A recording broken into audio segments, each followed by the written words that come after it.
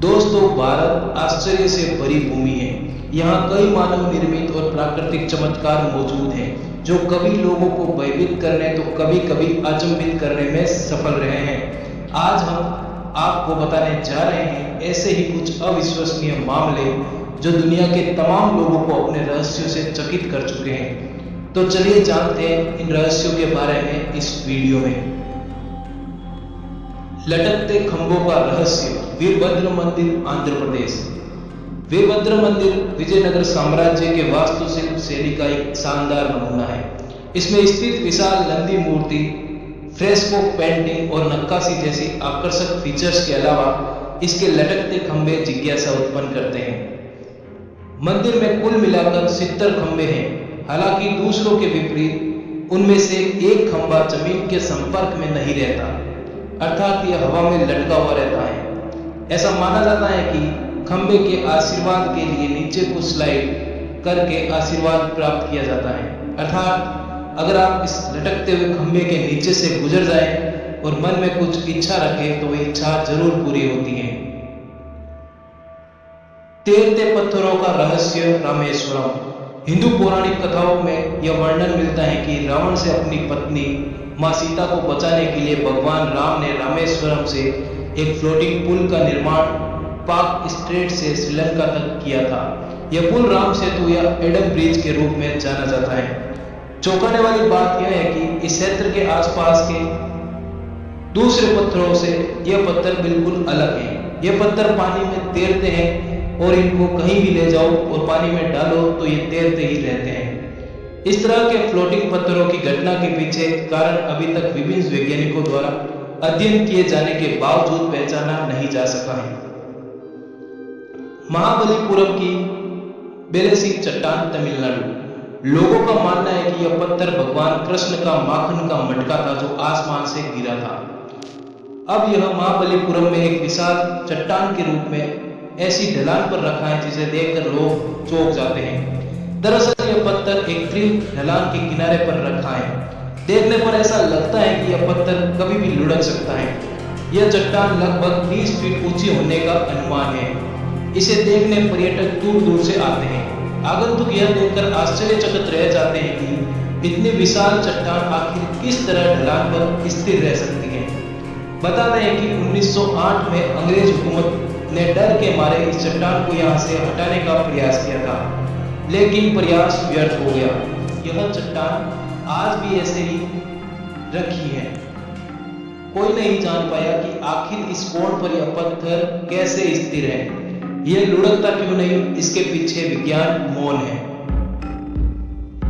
निराश पक्षियों का रहस्य। जतिंगा, असम। पूर्वोत्तर में असम के जतिंगा गांव में मानसून बीत जाने के बाद एक ऐसा आवरण बनता है कि स्थिति धुंध पड़ने के समान हो जाती है और इसी समय गांव एक अजीब घटना का साक्षी बनता है।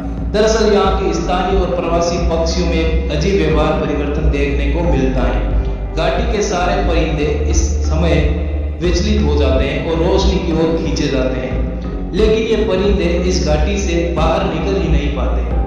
थक हार कर फिर ये जमीन पर उतर जाते हैं। अजीब बात यह है कि ये परिंदे फिर से उड़ान भरने की कोशिश नहीं करते। हालांकि रहस्यमय रूप से ऐसी घटना केवल झींगा रिज की एक विशेष पट्टी पर देखी जाती है, न कि पूरी जगह। तो आज भी वैज्ञानिकों के लिए रहस्य बना हुआ है कि ये पक्षी आखिर मरने के लिए उस स्थान पर क्यों जाते हैं।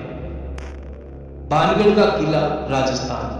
चाहे आपने आत्माओं की पूरी अवधारणा को बकवास समझकर दिमाग से बाहर फेंक दिया हो, भानगढ़ का किला आपके विचार बदल सकता है।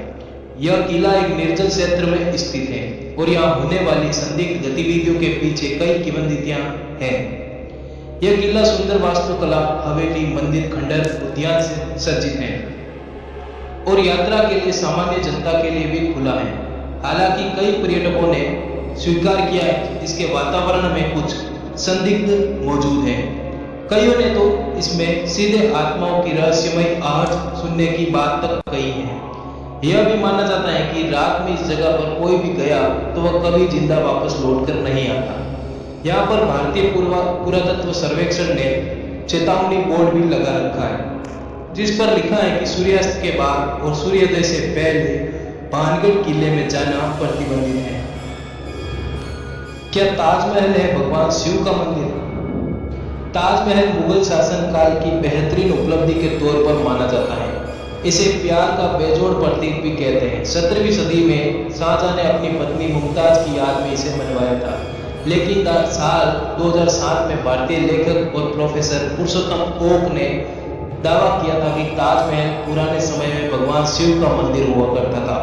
उन्होंने अपने पक्ष में कई ऐसे सबूत रखे जो उनके पक्ष को मजबूत करते थे, लेकिन भारत सरकार ने उनके तथ्यों को खारिज कर दिया।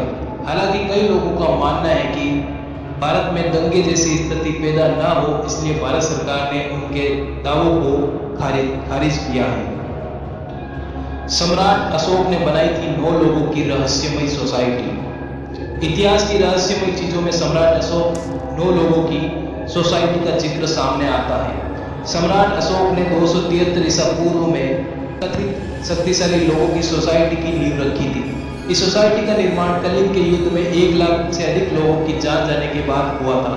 कहा जाता है कि इन 9 लोगों के पास ऐसी सूचनाएं थी जो गलत हाथों में जाने पर खतरनाक साबित हो सकती थी। इनमें प्रोपेगेंडा सहित माइक्रोबायोलॉजी से संबंधित किताबें भी थी। कुछ किताबों के बारे में कहा जाता है कि इनमें एंटी ग्रेविटी और टाइम ट्रेवल के गुप्त सिद्धांत भी थे। ये 9 लोग विश्व के कई स्थानों में फैले हुए थे। सबसे आश्चर्य की बात तो यह है कि इन 9 लोगों में कई लोग तो विदेशी थे। सम्राट अशोक के ये 9 लोग काफी शक्तिशाली माने जाते थे। इन 9 लोगों के पास 9 तरह की रहस्यमय चीजें और ज्ञान थे। कुछ के पास टाइम ट्रेवल का ज्ञान था, तो कुछ के पास एलियन से बातें करने का ज्ञान था। धन्यवाद दोस्तों, वीडियो को पूरा देखने के लिए। इस वीडियो को अपने दोस्तों के साथ शेयर करना ना भूलें।